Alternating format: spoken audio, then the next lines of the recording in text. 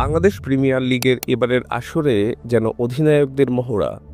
Fortune বরিশালের অধিনায়ক তামিম ইকবাল এবং খুলনা টাইগার্সের নেতা মেহেদী হাসান মিরাজ দুজনেই তাদের অসাধারণ পারফরম্যান্সে মাতিয়েছেন পুরো টুর্নামেন্ট।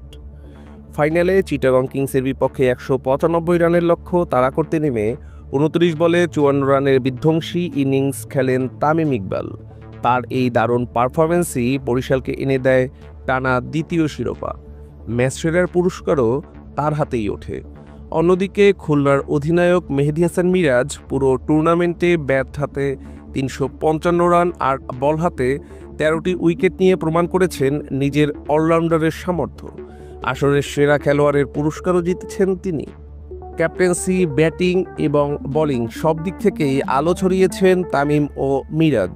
বিপিএলের এবারের আসর প্রমাণ করল শুধু ব্যাট বল নয়, নেতৃত্ব বদলে দিতে পারে খেলার মোড়। মেহেদী হাসান, ইনসার্স বিডি নিউজ।